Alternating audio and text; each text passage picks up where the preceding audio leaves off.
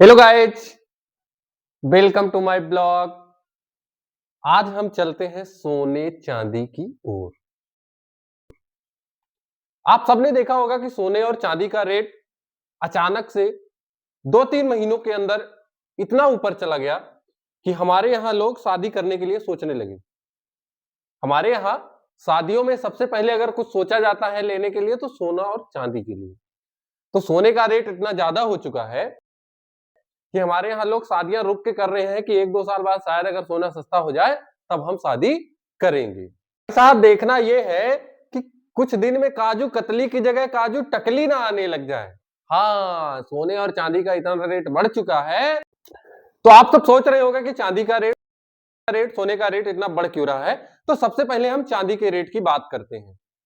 देखिए, चांदी हमारे यहाँ वर्ल्ड में जो भी है तो सबसे ज्यादा चीन में फ्रेश की जाती है। मतलब वर्ल्ड की 60 से 70% चांदी का वर्ग चीन में होता है। तो देखिए, जैसे ही रेट बढ़ने लगता है तो हमारे यहाँ आसपास के लोग भी, पड़ोसी लोग भी, अगर आप देखे होंगे कि सबसे पहले आप गाड़ी लाए हैं तो आपका पड़ोसी पहले सोचता है कि भाई उसके यहाँ गाड़ी आ गई है, कल हमें जरूर लाना है। तो ऐसे ही जैसे चांदी लोग लेने लगे और क्या होता है कि चांदी का काम फोन में भी होता है, लैपटॉप में भी होता है और टीवियों में भी होता है। तो इंडस्ट्रीज तो लेती ही है, लेकिन लोग ज्यादा लेने लगते हैं। जैसे ही कोई सी चीज का रेट बढ़ने लगता है तो लोग सोचते हैं कि यार मैं तो चूक गया, मुझे पहले स्टोर कर लेना चाहिए। भाई मैं तो आगे क्या करूंगा, मुझे कुछ ना कुछ कर लेना चाहिए। तो जैसे ही आप जानते हैं कि प्रोडक्शन तो उतना ही है, प्रोडक्शन सोने चांदी का बढ़ नहीं रहा है, प्रोडक्शन उतना ही है और डिमांड जब बढ़ जाती है किसी चीज की तो रेट तो अपने आप बढ़ना है। फिर बाद में क्या होता है कि चीन चीन जैसे ही जानता है कि मांग बढ़ रही है चांदी की तो वो एक नियम लाता है कि हम केवल इंडस्ट्री के लिए देंगे।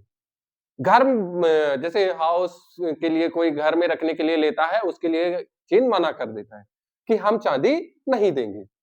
इससे और ज्यादा लोगों में प्रॉब्लम होने लगती है। तो जैसे ही चीन बोलता है कि हम इंडस्ट्रीज के लिए केबल देंगे तो चांदी का रेट धीरे धीरे बढ़ने लगता है। और जैसे ही चांदी का रेट बढ़ने लगता है तो हमारे यहाँ आम जनता जो होती है वो भेड़ों की चाल तो चलती है। और जैसे ही भेड़ एक आगे बढ़ी वैसे ही सारी भेड़ पीछे पीछे पीछे पीछे चलने लगती है। तो जब लोगों ने देखा कि चांदी का रेट बढ़ गया है तो उन्होंने धीरे धीरे चांदी की मांग इतनी ज्यादा कर दी कि हद से ज्यादा हो गई। अब हद से ज्यादा होने का मतलब यह है कि सोचिए कि 4 गुना रेट चांदी का बढ़ जाना, 4-5 महीनों के अंदर 4 गुना रेट बढ़ जाना, इससे ज्यादा क्या ही हो सकता है। और फिर देखिए, रेट कम क्यों हुआ? क्योंकि एक गुब्बारा होता है, उसमें हवा उतनी ही आ सकती है जितनी उसके अंदर क्षमता है। आप उसमें कंटिन्यू भरते जाएंगे तो वो एक न एक दिन बोलेगा। तो हमारा मतलब यह है कि जब हम चांदी की मांग इतनी ज्यादा बढ़ा रहे हैं और रेट भी उतना ही ज्यादा बढ़ता जा रहा है, तो हमारी मंतव्य भावना ये हो जाती है, मनोभावना ये हो जाती है कि चलो भाई ठीक है, चांदी की जगह हम कुछ और कर लेते हैं, क्या करना है इस चांदी का। तो जैसे इंडस्ट्रीज में भी जो चांदी का उपयोगिता है वो केवल पावर सप्लाई के लिए होता है। चांदी एक्चुअली क्या होता है कि बेस्ट पावर सप्लाई के रूप में माना जाता है। जैसे एक चिप से दूसरे चिप में अगर सप्लाई करना है तो उसके लिए चांदी धातु जो होती है वो सबसे बेस्ट होती है। और फिर धातुएं तो बहुत ज्यादा होती है। सोने चांदी को क्या हम सोने चांदी के अलावा किसी भी धातु को क्या हम घर में स्टोर करना चाहेंगे? नहीं चाहेंगे। हमारे यहाँ जो भी अगर स्टोर करना चाहते हैं, जो हमारे यहाँ महिलाएं होती हैं, वो अगर किसी चीज को स्टोर करना चाह रही हैं तो सोने और चांदी को, सोने चांदी के अलावा वो किसी भी चीज को स्टोर नहीं करती है। बात आई सोने की, तो सोना आज आप रामायण महाभारत से उठा के देखेंगे, 15वीं शताब्दी 14वीं शताब्दी, वहां पे एक सोने का सिक्का चलाया जाता था पहले। आज हमारे यहाँ रुपया चलता है, नोट, कागज का टुकड़ा चलता है, लेकिन पहले सोने का सिक्का चलाया जाता था। वो एक धातु होती थी, मतलब जितने उसकी दाम होती थी उस हिसाब से उसका प्राइस रख दिया जाता था कि ये इतने रुपए है, ये इतने रुपए है, ये इतना है। आज जब आधुनिक युग आया तो सरकारें उस पर विचार की और ये सोची कि जैसे ही जैसे लोगों के पास दर पर दर वो मेटल जाता है, वो सिक्का जाता है, तो उसका कुछ न कुछ हिस्सा घिसते जाता है। घिसने की वजह से उसकी वैल्यूएशन कम होती है। उसके लिए सरकारों ने अपने आप में विचार विमर्श किया और उसकी जगह पे अपना खुद का रुपया चालू कर लिए। अब इसमें होता क्या है कि हर जगह तो ये नियम आया कि जिस सरकार के पास, जिस देश के पास जितना मेटल होगा, जितना सोना होगा, उतना ही रुपया वो छाप सकते हैं। लेकिन भाई अमेरिका तो पहले से दादा था, वो दादागिरी अलग ही चलती थी उसकी। उसने बोला कि हम किसी की नहीं सुनेंगे, हम सोने से ज्यादा रुपया डॉलर छापेंगे, और वो छापता चला गया। वर्ल्ड वार जब हुआ, वर्ल्ड वार में यूरोपियन जो देश है उनको पैसों की जरूरत पड़ती है, तो वो यूरोपियों से क्या बोलता है कि आप हमें सोना दो, हम आपको डॉलर देंगे। अब धीरे धीरे वो सोना उसको देते गए, डॉलर लेते गए, डॉलर की वैल्यूएशन बढ़ती गई। फिर सन 74 में अमेरिका सऊदी अरब से डील करता है कि आप जितना भी तेल बेचोगे वो सारी डील डॉलर में होगी। अब देखिए, पहले भी अमेरिका से कोई आंख मिलाने वाला नहीं था, आज भी कोई अमेरिका से आंख मिलाने वाला डायरेक्ट नहीं है, क्योंकि जो भी उससे आंख मिलाएगा वो सीधा नक्शे से हटा दिया जाए। वहां डील डन हुई, उसके डॉलर की वैल्यूएशन बढ़ती गई। इराक से भी ऐसी डील डन हो गई कि जितना आप तेल बेचोगे सारी डीलें डॉलर में होंगी। और देखिए, जैसे ही कोई अगर उससे मतलब उसकी बातों को मानने से इनकार करता था, तो पहले से ही राष्ट्रपतियों को सीधा मरवा देते। भाई वेनेजुएला के राष्ट्रपति को अभी हाल ही में आपने सुना भी होगा कि वो उसको सोते टाइम घर से उठवा लिया था अमेरिका।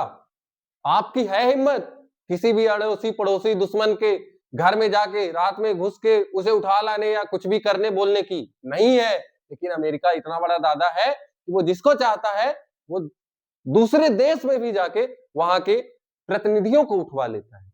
अब सोचिए, ऐसे में किसी भी देश की उसके सामने आंख मिलाने की क्षमता होगी? नहीं होगी। इसलिए उसकी सारी बातों को सारे देश मानते गए और डॉलर की वैल्यूएशन बढ़ती गई। अब इसमें क्या होता है कि बात आती है सोने की रेट की, कि सोना का रेट बढ़ क्यों रहा है।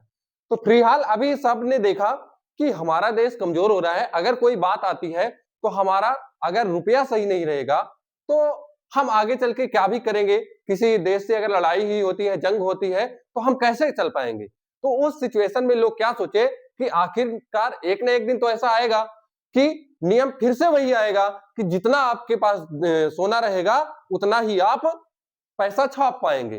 तो इस वजह से सारी सरकारें अपने आप में, अपने यहाँ रिजर्व बैंक ऑफ इंडिया होता है, वैसे ही सारे देशों में अपना अपना बैंक होता है, वो बैंक में सोना जमा करने लगे। अब सोना उतना जमा करना है जितना कि हमारा काम हो सके। तो आप धीरे धीरे देखे होंगे कि अब रेट डाउन हो रहा है। रेट क्यों डाउन हो रहा है? क्योंकि जब रेट ज्यादा हाई हो गया तो सरकारें ये सोची कि कम से कम अपने काम के लिए हम जितना चाहिए था उतना रख लिए हैं, बाद में देखा जाएगा।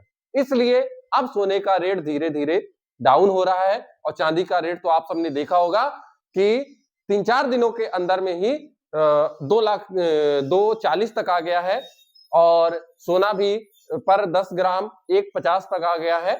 ऐसे ही करके मतलब रेट डाउन हो रहे हैं। अब इसमें बात होती है कि घर के लिए लेते हैं, वो किस प्रकार से यूज आएंगे। जो हमारा सोना किसी भी आभूषण का रूप ले लेता है, वो हमारे सोने की कीमत हमेशा घटती जाती है, क्योंकि जैसे ही आप लेके आए उस आभूषण को, और अगर चाहे कि दूसरे दिन हम जाके उसे बेच दें, तो जैसे आप किसी को बेचेंगे तो क्या वो सामने वाला आदमी उसे उसी रूप में लेना चाहता है या दूसरे रूप में कन्वर्ट करना चाहता है। अगर वो दूसरे रूप में कन्वर्ट करना चाहेगा, उसे पहले गलाना पड़ेगा, फिर से उसे बनाना पड़ेगा, जिससे कुछ ना कुछ धातु कम हो जाती है, जिसकी वजह से आपका कुछ 8-10% बट्टा काट लिया जाता है। इससे अच्छा है कि अगर हमें सोना लेना है तो हम सिक्के के रूप में लें। एक बिस्किट के रूप में आता है, सिक्के के रूप में आता है। वो क्या होता है कि हमारे इन्वेस्टमेंट के लिए अच्छा होता है। वो सोना आज हम जिस रेट से लाए हैं, कल हम उसी रेट से उसे किसी उसमें इन्वेस्ट कर सकते हैं या बेच सकते हैं। मतलब जो हमारा मन करेगा हम वैसा कर सकते हैं। तो बात रही हमारे सोने चांदी के रेट की।